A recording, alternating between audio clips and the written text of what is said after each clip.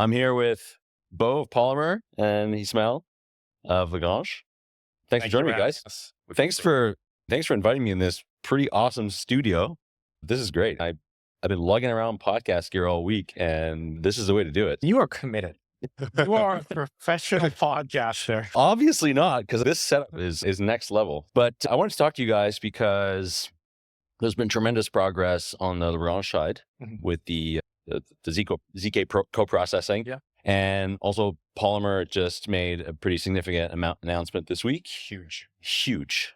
It's a huge announcement. Computer small proofs. Yeah.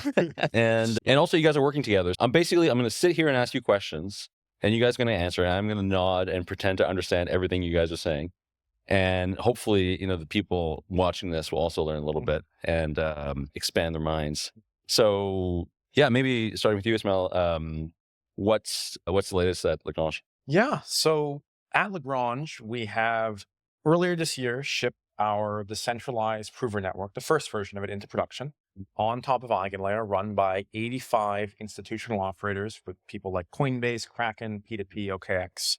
And we've been accelerating on integrating our ZK coprocessor, which sits on top of our prover network, with a lot of our partners and customers, as well as expanding the types of proofs we generate on our network to be able to better deliver this kind of universal verifiability across crypto. And so Bo and Polymer are a team that we've known for quite a while and have had a very good relationship with, and are one of the groups that we're the most bullish on in the space.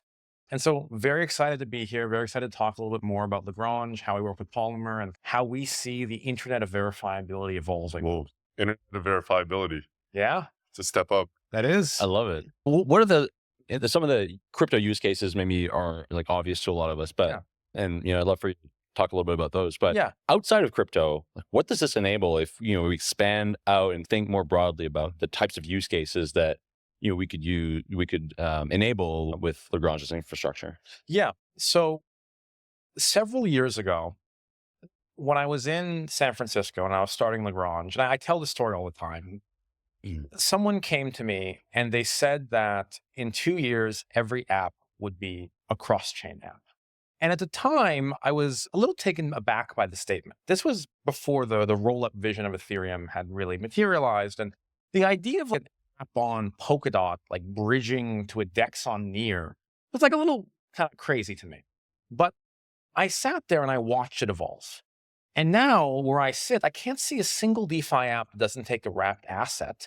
And I can't see a single real DeFi app on a rollup that doesn't deploy another rollups. Fundamentally, that the statement that was made was so prescient. And directionally, what I like to say is we're moving for every app in the world, and Web3 and Web2, to be a verifiable. One where the core functions are proven. Go all the way from how exogenous data is loaded on chain with ZK-TLS, to how execution is extended with ZK coprocessors, to how block space is proven with ZK rollups and ZK execution environments, all the way to interop, and how you prove state between chains with these kind of interoperability, connectivity tissue like Polymer. And so I guess to bring that back into very concrete terms, whenever you go to a site on the internet, whenever you see a piece of news, whenever you interact with an AI model, I see a proof being attached to that in the future. Yeah, the ZK-TLS stuff is one that I find very interesting. I remember talking with on Epicenter this Turtle protocol. I don't know if you guys. Not super familiar. Okay, so they were innovating with this ZK-TLS stuff a couple of years ago, and now there's like more teams building on top of this. Can you just maybe for the audience expand on what that means exactly? Because I think it's such an underrated use case. Yeah. ZK-TLS is something that I'm fundamentally excited about. Opacity is a team I'm very bullish on. There's others, obviously. Right. Opacity is the one I've recently heard about. They're fantastic. I think very highly of them. There's others that we also think highly of. Pluto, Reclaimed, Chainlink has their Deco product. But in general, the basic theme is there is certain private off-chain data, and you want that data to have some property of it proven on-chain. You want to prove your credit score is greater than 750 without disclosing it on-chain. You want an application to be able to consume a property of your data without the actual data ever being disclosed. And you want to do this so that you can build more intelligent on-chain systems that are secure, that are data private, and that are user-friendly. And that's what ZK-TLS gets to. And as you start loading more exogenous data on chain, you need better tooling over proving computation over that data, because the more data you have, the more expensive it is. And let's face it, Solidity is not the right language generally to write data-heavy computation. And then you need to be able to move these commitments to this off-chain data between chains. And so you create this new landscape of what it is to build in crypto, as these applications can compose with exogenous Web 2 data sources. Yeah. Think credit markets, think ride-sharing apps, think any type of thing you'd want to decentralize that we've been hearing for years people would build. Now it's possible. Yeah. And I think the simplest use case for me, and maybe for people to maybe wrap their heads around ZK-TLS, every time you need to provide some form of identity verification, KYC, right? You need to download like the PDF of your bank statements and send it to some other financial institution. It's this really painful process, which actually provides very little actual verifiable data because it's some PDF that anybody could forge, and it just points to the uselessness of KYC. But here, at least, what we could do with ZK-TLS is say, okay, here's a proof that this like HTML that was downloaded, or like this PDF came from my bank, and this is the information that they provide. Now, you may or may not trust the bank. As a third-party financial institution, you may or may not trust that bank. But assuming you do, or assuming that third-party institution does, then they could read that proof, read that signature, and know that information came from there without actually having perhaps access to the information itself. And that's, like, for me, such a low-hanging fruit use case that someone should be building, right? And I think there are teams doing that now. Great. I think what the space has shifted towards is this idea that infrastructure by itself isn't something that people want to just buy endless exposure to with tokens. What people want is apps that they use and infrastructure that generates real revenue from real usage. And a lot of the great work being done by teams like Lagrange, a lot of the ZK-TLS teams, and teams like Polymer are really getting to that end of a new Web3 experience for users with new types of apps that are possible. Yeah. I feel like if we zoom out a little, Let's zoom out. Let's zoom out. Get a world view of what's going on right now. I think it's really interesting. You guys are talking about ZK-TLS. It feels like the certificate issuers themselves, we're talking about roots of trust. And you have roots of trust for whether the trust is rooted in a central entity like a bank, whether the root of trust is rooted in the world computer. And as you go down the line, you can imagine that root certificate issuer, and there's a few on the internet, can be related to Ethereum, where Ethereum can be the root of trust for all of its layer 2s and layer 3s. And then you can imagine, if you extend this even further, that there's like this addressable space of centralized applications rooted in trust and centralized entities. And then you have this decentralized root of trust in Ethereum, and this decentralized chain IP space for all the L2s and L3s that could exist. And you see this mirror image of itself, what it was and what it will be. Right. Interesting. But that also, in this mirror image, this decentralized mirror image, that we don't have all the issues with the current certificate model and roots of trust. Exactly. Yeah. But so in essence, the internet is an internet of trust. Yes. And what we're building is an internet of verifiability. Yes. Where you can verify the authenticity of information and the authenticity of data instead of just trusting.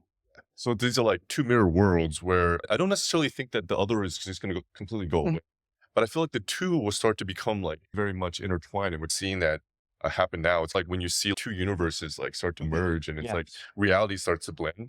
And then when you blend the reality, you can make product magic on top. I love that. And so effectively, ZK-TLS is the way you bridge between that internet of trusted authorities and that internet of decentralization. But it's a half step, because the issue remains with TLS and certificates generally, and I'm going to butcher this, but maybe you guys can explain it better than I can. But that because there are so many certificate issuers, and because these certificate issuers, the root certificate issuers, issue certificates to all these other entities, that trust has been eroded through malicious or untrustable or untrustworthy certificate issuers that can essentially like forge certificates. Yeah.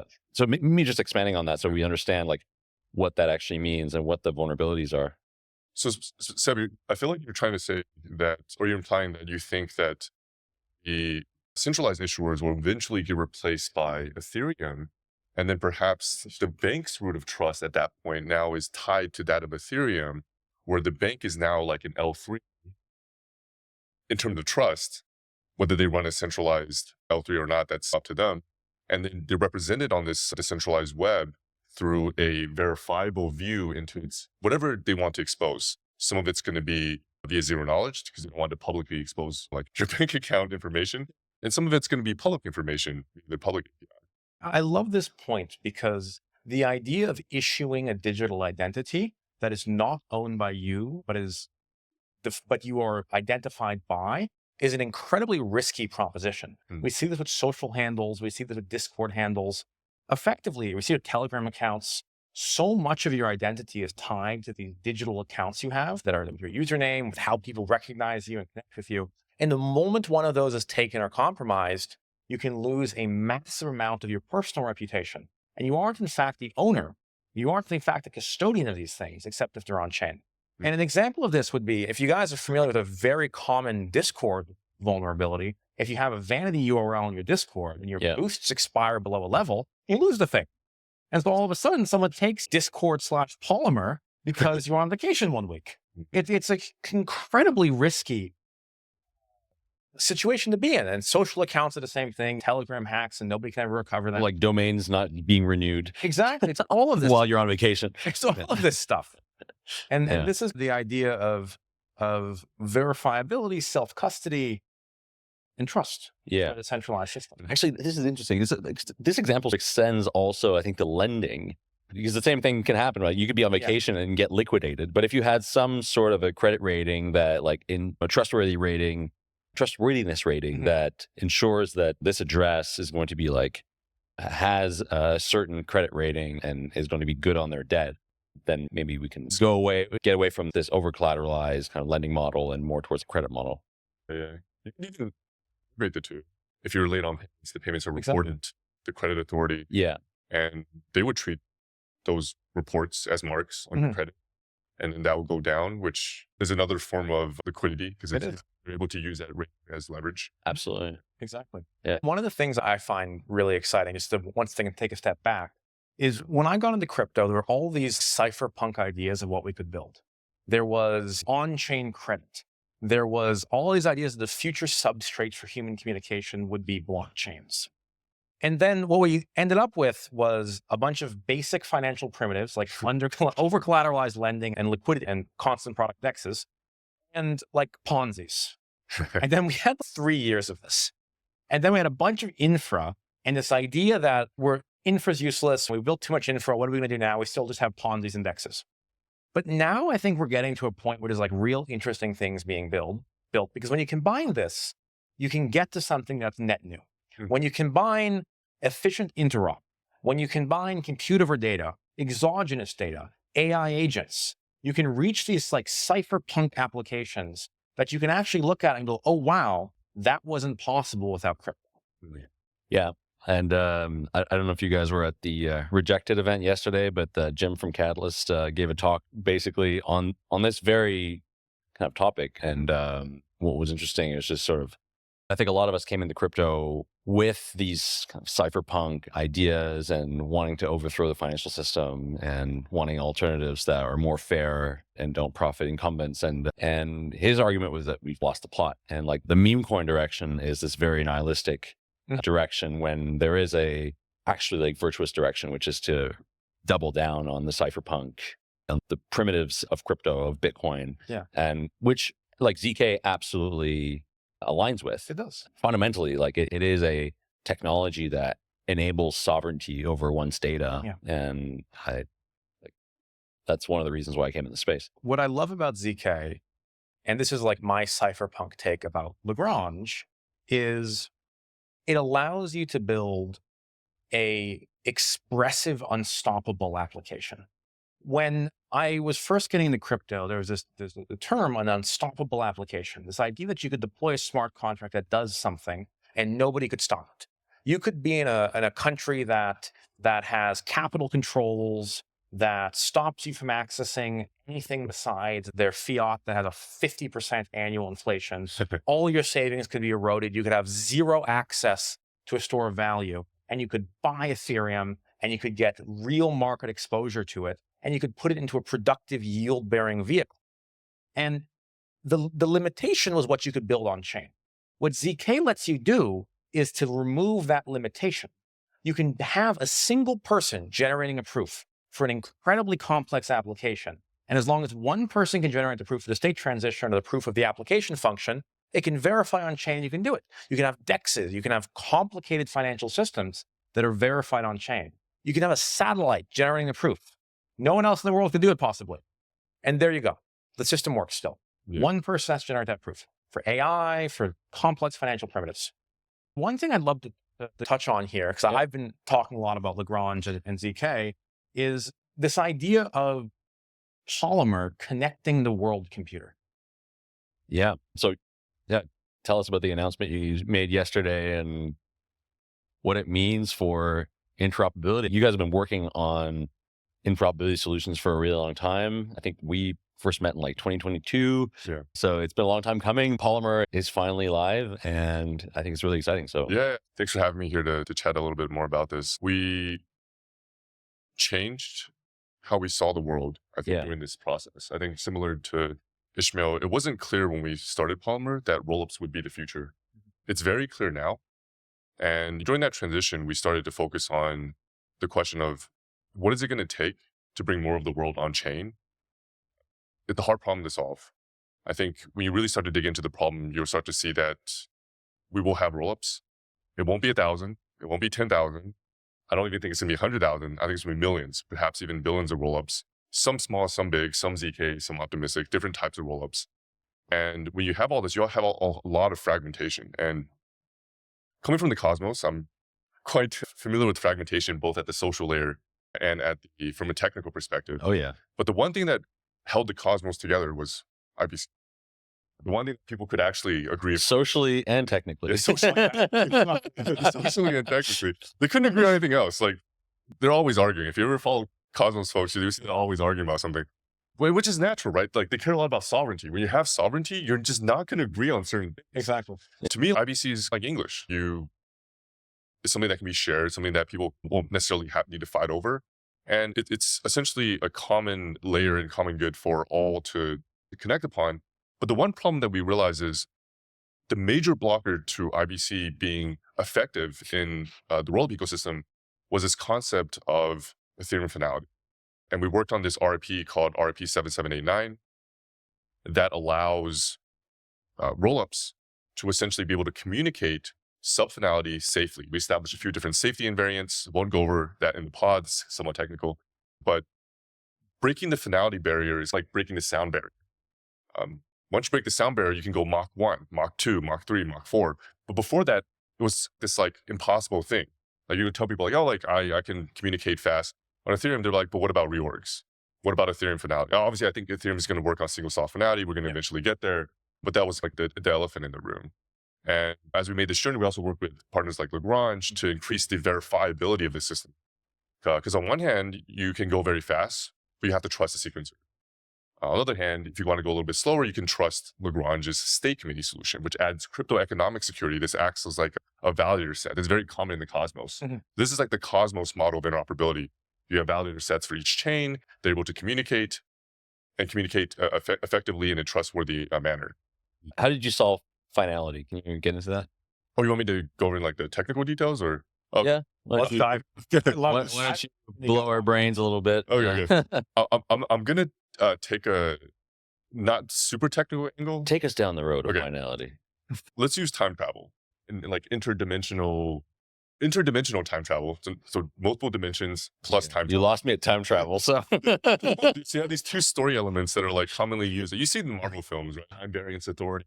You can both travel back and forth in time, but also across dimensions, like Spider-Man. Also, I need to cartoon. watch more Marvel movies to understand Polymer. you can watch a few Marvel movies. It'll make a lot of sense. So because of reorgs, we try to establish a few safety invariants with using this time travel concept, using this interdimensional concept as a basis for intuitively understanding this. If you're in the future, you can't communicate with the past. Yeah. I can't just call up my past self. I'd actually have to travel back in time, hop in a time machine, go back in time, be like, hey man, you should really focus on learning ZK. Or I think the other thing that we also do is you also can't communicate across different histories. So imagine that every Ethereum fork is an alternate dimension. And if I'm in one dimension and you're in another dimension, we can't communicate with one another unless we travel across these dimensions. And the third thing that we do is we establish a few safety invariants that we convert into what we call a contingency diagram or contingency DAG of all of the transactions that have been committed across rollups. And we link the states of every one of these rollups together. So to link the state of two rollups, we have to say, one, we're in the same dimension. Like we can contact each other. Two, we're in the same time. Meaning that I have to be able to call you. If I can't call you on my cell phone, there's some either time temporal gap, or there's like a dimensional gap. And once we establish these links, we say that if we need to travel dimensions or if there's a reorg, we reorg together. It's all or nothing. I love that. And depending on whatever view of Ethereum actually gets finalized, and we can think of this as like the sacred timeline, that when all these alternate dimensions, alternate realities get pruned, that the property that we ensure is that these transactions that were committed cross rollup either get committed or not. Basically, if we're on the canonical timeline, all these transactions get atomically committed. If we're on an alternate timeline, we've already traveled dimensions, all these transactions now get reverted. So you have this really nice atomicity property. Interesting. I love that. You mentioned earlier something. You said that when you came into crypto, that there was this assumption that we'd have cross-chain apps and everything, right? And I think 2 or 3 years ago, that was the assumption. That hasn't really played out. A lot of cross-chain transfers are just token transfers. There's no, this idea that we have cross-chain applications commanding liquidity across different state machines, it hasn't really materialized. How does Polymer enable this future that we've been envisioning for a long time and hasn't really materialized? My perspective on the reason why it hasn't materialized is it's very difficult to build something competitive in existing app category. If you think about existing categories that are highly competitive, you're talking about the latency of the application costing the application perhaps millions, billions of dollars in lost revenue. So if you look at an Amazon, they conducted a study probably like a decade and a half ago. And at the time, every 100 milliseconds of latency in their app decreased the revenue by 1%. This translates to, I think, $40 to $50 million then. Now it would be $5 billion every 100 milliseconds. And the thinking there is, if I'm going to build in a competitive category, social media, e-commerce, can I build in this category with a huge handicap? If I shoot myself in the foot and I try to run a race, how fast am I going to run? And I think if we take a step back and myself coming from a Web 2 background, if I were to want to take technology seriously, I need to know that it can perform. When we did due diligence at Uber, we would look at a system, we would say, how much is this going to cost us? How is it going to perform now? How much is the system going to cost us and perform in 10 years' time when our scale is 100x where we are today? And I think the answer to that question today isn't pretty. And when we look at the cost of compute on chain, we see that the compute has come down a little bit over the years as we have layer 2s, layer 3 even, but it still costs a lot. It's like, I think roughly we took a look at a single transfer transaction on an L2, and we compared that to a single write to an AWS database.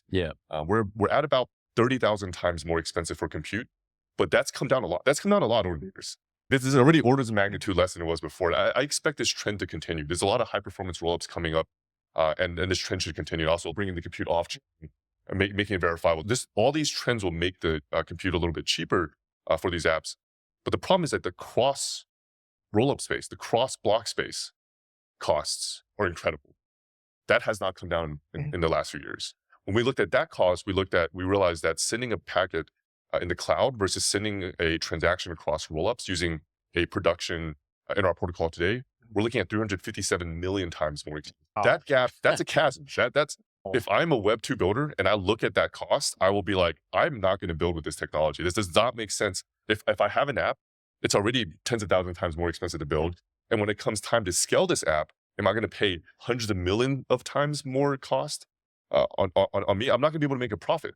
I think for builders to take us seriously, we need to invest in both scaling the L1, scaling at the L2 level, scaling at the L3 level, scaling with ZK, scaling cross rollup interop, scaling all these things, and get to a place where those gaps are much closer than they are today. Can we get there though without compromising on the Cypherpunk decentralization ideas and primitives that we were discussing earlier? I believe we can. And I believe we can because it's very much a choose your own adventure game with cross-chain on Polymer. There is a spectrum of security that an application can opt into, ranging from zero knowledge proofs of the state committees we talked about on Lagrange. We can talk about the canonical finality of rollups writing to L1, their state roots, and then we can talk all the way to sequencer attestations. And you're able to select the level of security that your application wants based on your cost preferences. And systems that are complex and allow you to express trade-offs between security and cost embrace a cypherpunk ethos while still allowing you to operate within kind of your own sensitivity to, obviously, the amount you want to spend this in the packet. Yeah. Ismael is describing our product suite for us.